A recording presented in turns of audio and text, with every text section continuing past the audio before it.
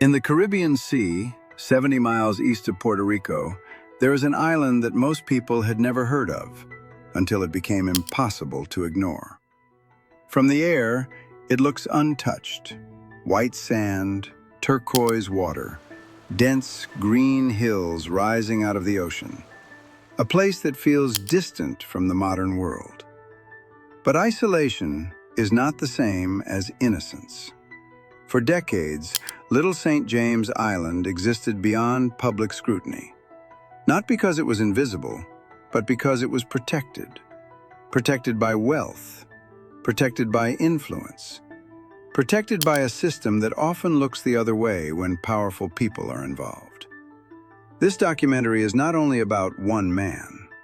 It is about how secrecy operates, how institutions fail, and how abuse can continue for years when no one is willing or able to intervene. Because what happened on this island was not an accident. It was enabled. And for a long time, it worked. Throughout history, private islands have served a specific purpose. They are not just symbols of wealth. They are instruments of separation. Jurisdiction becomes complicated. Access is controlled.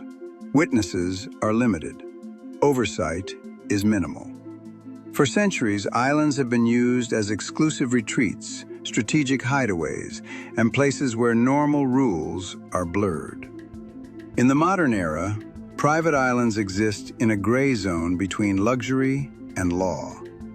They often fall under overlapping legal systems, including federal law, territorial law, and maritime jurisdiction.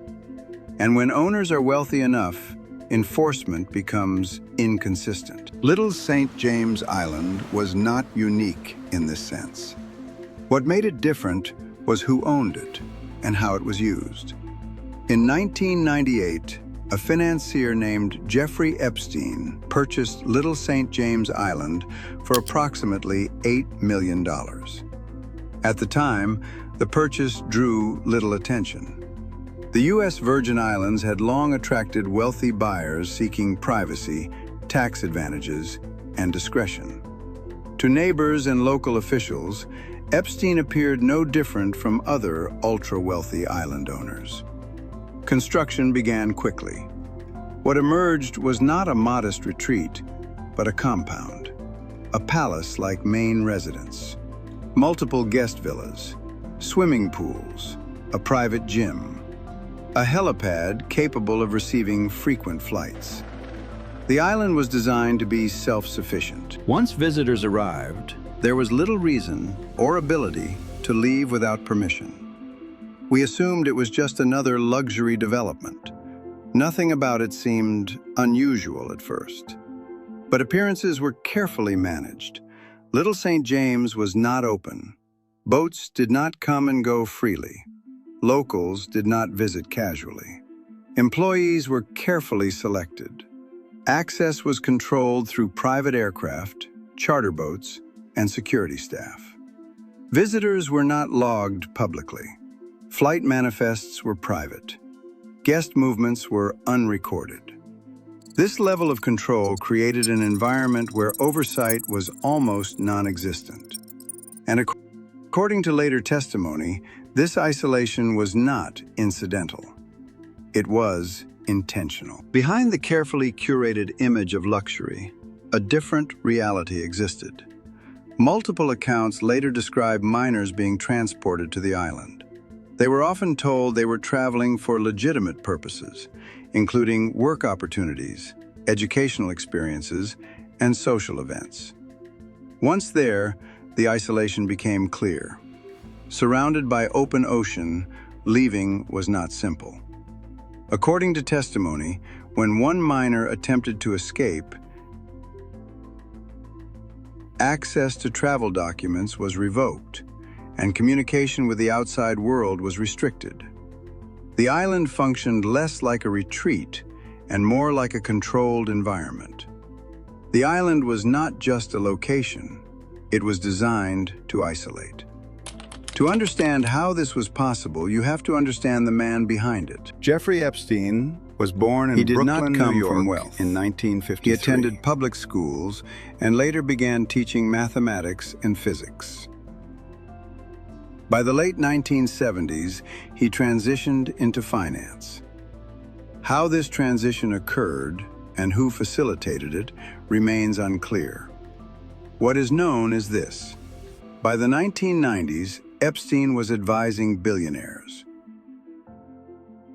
By the late 1990s, he had access to private jets, global properties, and political elites.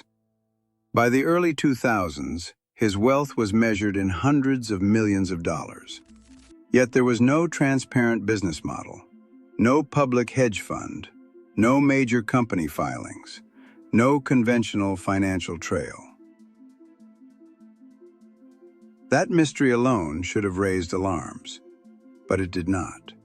Epstein's wealth did more than buy property. It bought credibility. He donated to institutions. He funded research. He socialized with influential figures.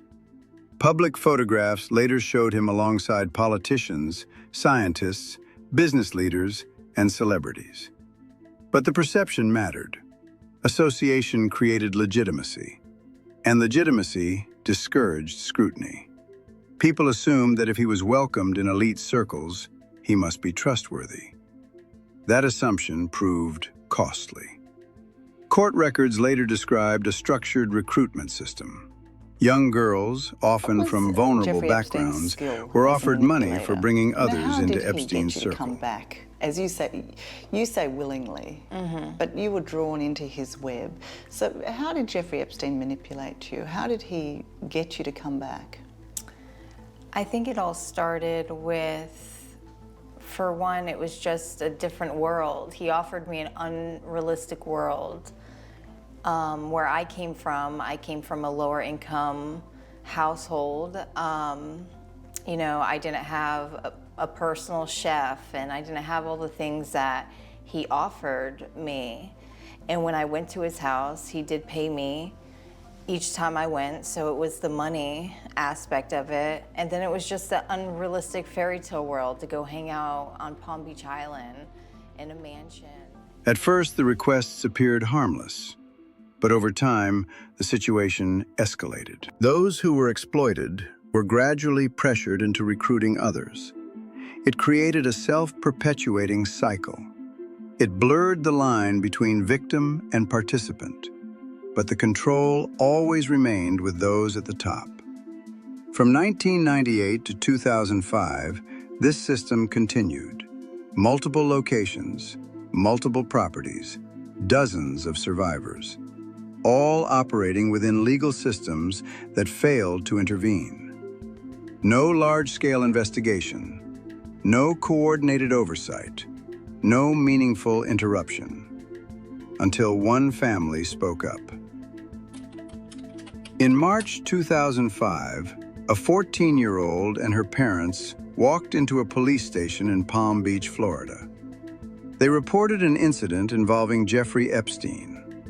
What followed became the first crack in a carefully constructed wall of silence. This was not a misunderstanding.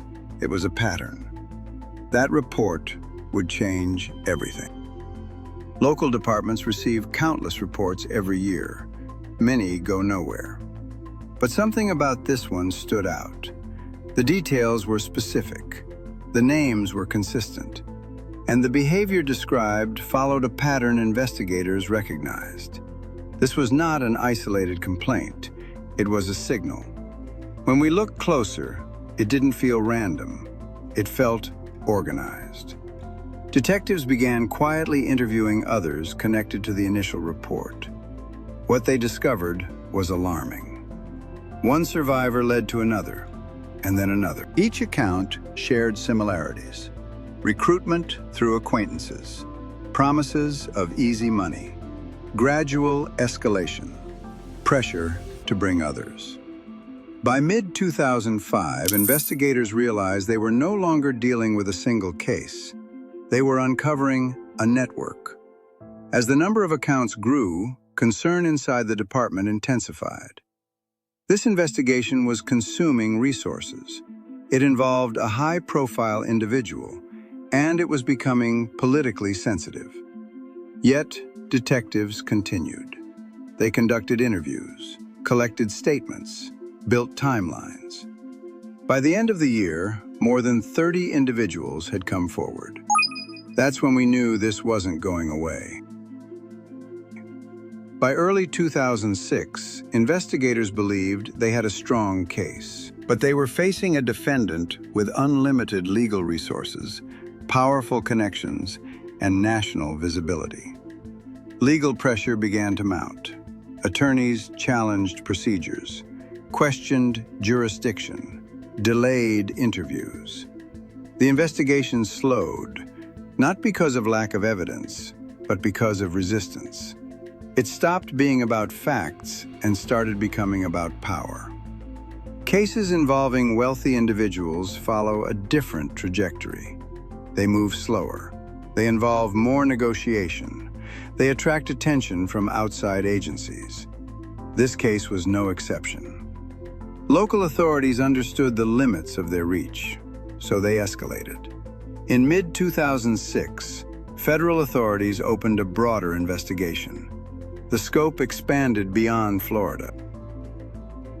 Interstate travel. This transformed the case from a local matter into a federal one. Federal investigators documented patterns across state lines, repeated recruitment methods, and similar experiences reported by multiple individuals. Potential penalties, if pursued fully, could have resulted in decades of incarceration. At that point, the case was no longer small, it was substantial. The federal investigation was given a code name, Operation Leap Year. It produced a detailed report outlining dozens of survivor accounts, clear patterns of conduct, and geographic spread. The evidence was significant. The expectations were high. Everyone assumed this would lead to accountability, but it didn't. As the federal investigation progressed, pressure intensified. From legal teams, from political offices, from unnamed intermediaries. Meetings occurred behind closed doors. Communications shifted away from investigators and toward negotiators. The focus quietly changed, from prosecution to resolution. That's when momentum started to slow. Months passed, then years. Survivors waited. Investigators waited. But decisions stalled. Key moments passed without explanation. The case did not disappear, but it stopped advancing. It felt like the system hit an invisible wall. For those affected, time was not neutral. Delays meant lingering uncertainty, ongoing trauma, and loss of trust. Some moved on with their lives. Others waited for answers that never came. We thought justice was coming. It never did. By late 2007, it became clear that prosecutors were no longer preparing for trial. They were preparing for negotiation.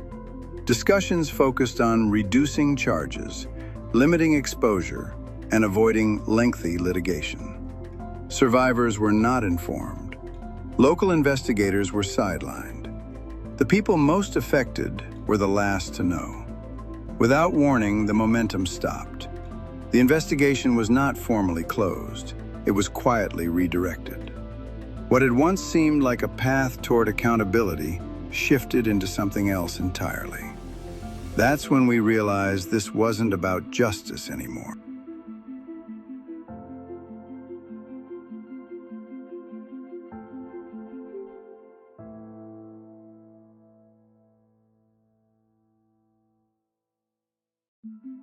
By late 2007, the direction of the case had shifted decisively. Investigators were no longer preparing witnesses. They were no longer building toward trial. Instead, discussions moved into conference rooms, away from public view. The focus was no longer accountability, it was containment. Something fundamental had changed. The system stopped moving forward. At the center of this shift was the United States Attorney's Office for the Southern District of Florida. Responsibility for the final decision rested with federal prosecutors. This office had immense discretion, which charges to pursue, whether to proceed federally, whether to negotiate. In this case, discretion became destiny. Once the case entered federal hands, local authorities lost control. Epstein's legal team was among the most influential in the country. Their strategy was not unusual for high-profile defendants. They emphasized lengthy litigation, jurisdictional complexity, reputational damage to institutions, and resource exhaustion. The message was clear. This case would be expensive, it would be slow, and it would attract enormous scrutiny. They were not arguing innocence, they were arguing inevitability. In 2008, a sealed agreement was finalized. Instead of facing federal charges related to human trafficking, Epstein pleaded guilty to limited state-level unlawful conduct. The agreement included extraordinary provisions. Federal charges were set aside. Named and unnamed associates received protection. The agreement was sealed from public view. And most critically, those directly affected were not informed. This was not how the system was supposed to work. Legal experts later described the agreement as highly irregular. Non-prosecution agreements exist, but this one stood apart. It extended protections beyond the primary defendant. It restricted future prosecutions, and it bypassed normal notification procedures. It was not just leniency, it was insulation. For many observers, this marked a turning point, not only in this case, but in public trust. Those most affected learned about the agreement after it was finalized, not from prosecutors, not from official notices, from news reports. The realization was devastating. We thought the system was working. It wasn't. Epstein later appeared in state court. He pleaded guilty to 2 charges related to unlawful conduct. The sentence was 18 months in a county correctional facility. But the conditions were extraordinary. Even while detained, Epstein was granted extensive release privileges. He was allowed to leave the facility for long periods each day. He conducted business from a private office. He returned only to sleep. For most defendants, such arrangements are unthinkable. This did not feel like accountability. It felt symbolic. The contrast was stark. For ordinary defendants, full confinement, limited access, and strict supervision. For Epstein, daily release, private workspace, and continued influence. The disparity reinforced a growing belief that justice does not operate equally. It exposed a divide most people do not want to acknowledge. After serving 13 months, Epstein was released. He returned to his properties. His travel resumed. His life appeared largely uninterrupted. For nearly a decade, the case faded from public view, but it was never forgotten by those affected. Time passed, but nothing was resolved. Between 2009 and 2017, little changed publicly. No major prosecutions, no new disclosures, no official reckoning. The agreement had done exactly what it was designed to do. It ended scrutiny until journalism intervened. Way to understand how a case like this should be examined. Not emotionally, not politically, but structurally. Because cases of this scale are not solved by outrage. They are understood through method. Teaching editions exist so mistakes are not repeated. Most legal education relies on verdicts. This case does not provide one. Instead, it offers incomplete proceedings, sealed agreements, and interrupted trials. To study such cases, attention must shift away from outcomes and toward process. Focus on decision points, procedural deviations, and who held discretion, and when. Absence of a verdict does not mean absence of structure. Names draw attention. Processes reveal truth. Teaching this case requires tracing how jurisdiction shifted, how authority transferred, and where responsibility dissolved. Ask who could act, who chose not to, and what incentives shaped those choices. Power is visible in procedure. Silence is often mistaken for neutrality. In institutional settings, it rarely is. Silence can signal risk avoidance, legal containment, or reputational management. When teaching silence, document when it began and who benefited from it. Silence leaves a procedural trail. A common mistake is assuming failure equals malfunction. Sometimes, systems work exactly as designed, to limit exposure, to protect continuity, and to minimize disruption. Ask what outcome the system produced, who benefited from that outcome, and whether harm was incidental or accepted. Outcomes reveal intent more than language. This case also illustrates journalism's role beyond reporting. It functioned as an accountability trigger, a record builder, and a pressure mechanism. Ask why action resumed only after exposure. Oversight without visibility is optional. This case should be remembered for 4 reasons. Power delays accountability. Silence protects systems. Transparency is negotiated. And memory becomes accountability when law fails. The Epstein case is not unique. It is instructional. The lesson is not what happened, but how it was allowed. This teaching edition is intended for study, analysis, and institutional reflection. Understanding prevents repetition.